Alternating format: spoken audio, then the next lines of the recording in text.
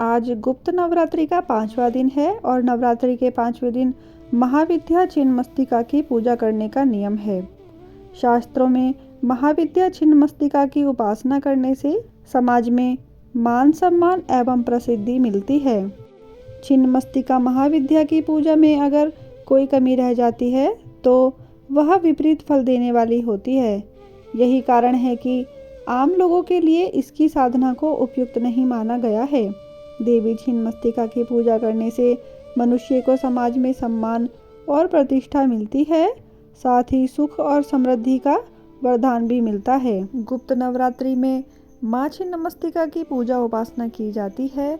सनातन शास्त्र में माँ को सर्वसिद्धि पूर्ण करने वाली अधिष्ठात्री कहा जाता है। माँ की श्रद्धापूर्वक पूजा करने से साधक की सभी मनोकामनाएं पूर्ण होती हैं। छिन्नमस्तिका देवी अपने मस्तक को अपने ही खड्ग से काटकर अपने शरीर से पृथक करती हैं तथा अपने कटे हुए मस्तक को अपने ही हाथ में धारण करके उसका रक्त पीती हैं।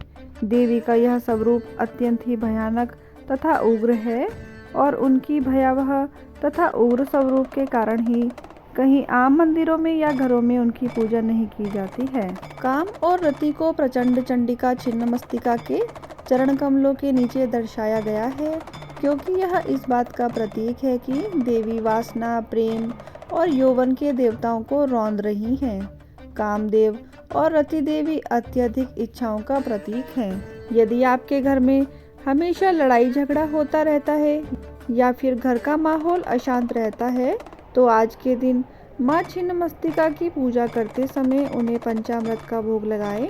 इसके साथ ही आज के दिन किसी ज़रूरतमंद व्यक्ति को दान दें। मान्यता है कि माता के इस उपाय को करने से ग्रहों से संबंधित दोष दूर हो जाते हैं। देवी छिन्नमस्तिका चिंतपूर्णी का स्वरूप है, इसीलिए इनकी पूजा कई अर्थों में अनेक भक्तों के लिए फलदायी होती है।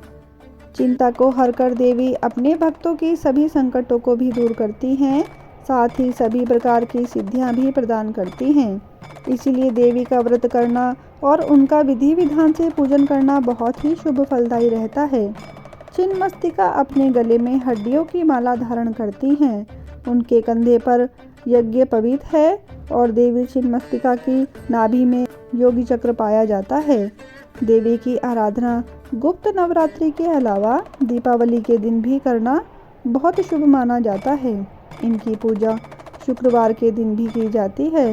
छिन्नमस्तिका माता को माँ पार्वती का स्वरूप माना जाता है, जो कि काफ़ी उग्र रूप में रहती हैं। छिन्नमस्तिका माता के एक हाथ में स्वयं का ही कटा हुआ सिर रखा होता है। मान्यता है कि माँ के इस रूप की सच्ची श्रद्धा से उपासना करने से भक्तों की सभी मनोकामनाएं पूर्ण होती हैं, जीवन के सभी कष्टों का निवारण होता है। पौराणिक कथा के अनुसार राक्षसों और दैत्यों ने हाहाकार मचाया हुआ था, जिससे मानव एवं देवता आतंकित थे। तब मानव ने माँ शक्ति को याद किया।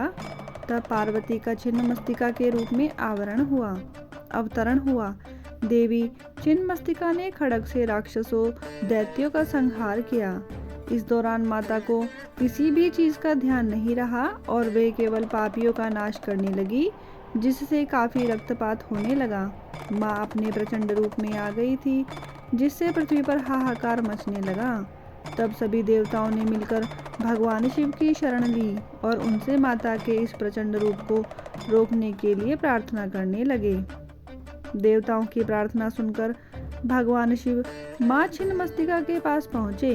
शिव जी को देखकर माता ने कहा कि हे नाथ, मुझे भूख सता रही है, मैं अपनी भूख कैसे मिटाऊं? भगवान शिव ने कहा कि आप पूरे ब्रह्मांड की देवी हैं, आप तो खुद एक शक्ति हैं।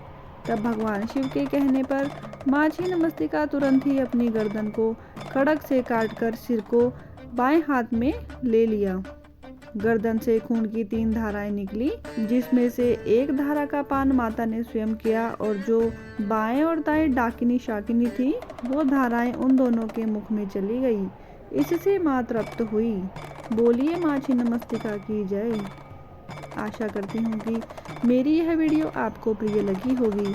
यदि यह वीडियो आपको प्रिय लगी है तो कमेंट बॉक्स में जय माँ छिन्नमस्तिका अवश्य लिखें। वीडियो को लाइक करें, शेयर करें और मेरे चैनल को सब्सक्राइब करना ना भूलें। धन्यवाद।